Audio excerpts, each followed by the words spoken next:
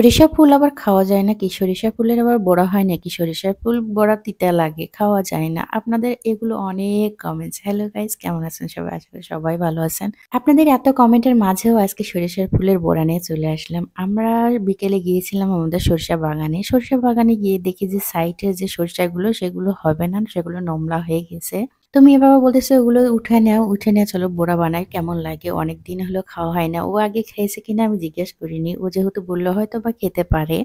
আমরা চেষ্টা করেছি যে এই সরিষাটা হবে না বা বড় হবে না, ওইরকমটাই রয়ে যাবে বা নষ্ট হয়ে যাবে, ভেড়া-ভুড়ি কে খাবে সেগুলোই বেছে, বেছে উঠাইছি। মানে সাইড থেকে যাকে বলা হয়। আমাদের সরিষা ক্ষেতে আবার সাইডে একটা রাস্তা, কোন রকম রাস্তা নাই। সবাই তো ধান লাগাবে। তাই জন্য ওখান দিয়ে মানে টিলার ট্রাক্টর পার করতেছে। এইজন্য কিছু অংশ আমাদের নষ্ট হয়ে গেছে। তাই সেখান থেকে পার করে নিয়ে আসছি। এরকমটা হয়তোবা আর কেউ করবেন না। আমি সরিষার শাকগুলো সুন্দরভাবে তুলে নিয়ে এসে আমি ধুয়ে নিয়েছি। সরিষা শাক ধোয়ার সময় আমার খুব কষ্ট লাগতেছিল যে ফুলগুলো ঝরে যাচ্ছে। আমার খুবই খারাপ লাগতেছিল। জানি না কার কেমন লাগে। ফুলগুলো দেখতে আসলে সবার কাছে কেমন লাগে জানি না। তবে আমার কাছে অনেক ভালো লাগে।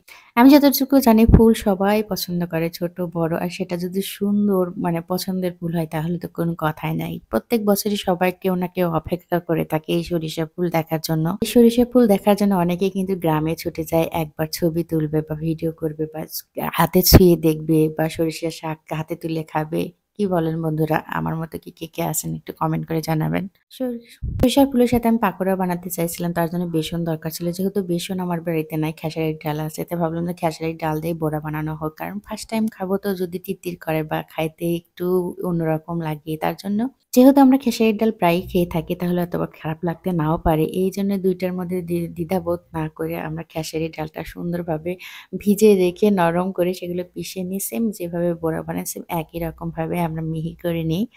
সর্ষে ফুলের বড়া এত মজার আর এত খেতে সুস্বাদু। গরম, গরম খাচ্ছিলাম। এত ভালো লাগতেছিল যা বলে বোঝানো যাবে না। আসলেই সত্যি, সত্যি এত মজার। এখন মনে হচ্ছে রোজই বিকেলে আমরা একটু সরিষার ফুলের যদি একটু বড়া খেতাম খুবই ভালো লাগতো। তো আমি একবার দিয়েছিলাম, একবার দেওয়াতে এক কাড়াই সবগুলো উঠে সবাইকে একটা, একটা করে দিয়ে দেখি সবাইকে ১ পিস করে হচ্ছে না, এরকম একটা অবস্থা। মানে এক কাড়াই উঠে আমি পরের বার নেক্সট আমার পুরো কড়াই কিলে দিলাম। দিয়ে আমি একটা নিয়ে শুধু দৌড়ে বাইরে ছিলাম যে আমি একটা খাবো, শেষ করব। কারণ সবাইকে দিচ্ছিলাম, সবারই নাকি মজা, এত মজা হইছে।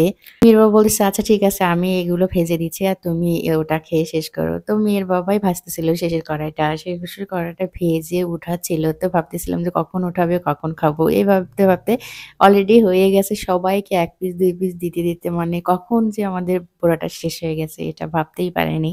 তো কে, কে সর্ষে ফুলের বড়া খেয়েছেন বা এখন পর্যন্ত খাননি একটু কমেন্ট করে জানাবেন। যারা খেয়েছেন তারা তো অবশ্যই কমেন্টে বলে যাবেন খুবই মজার। আর যারা খাননি অবশ্যই কিন্তু খেয়ে তারপরে কমেন্ট করবেন। গ্রামের যারা বাড়ি তাদের আশেপাশে অবশ্যই সরিষা ফুলটা আছে। কারণ সরিষার তো এবার প্রায় ধরাটা শেষ হয়ে গেছে। আগালে যেটা আছে সেটাতে কিন্তু সরিষা আসবে না। ওটা তো ফুলটাই থাকবে। ফুলটা ঝরেও যাবে।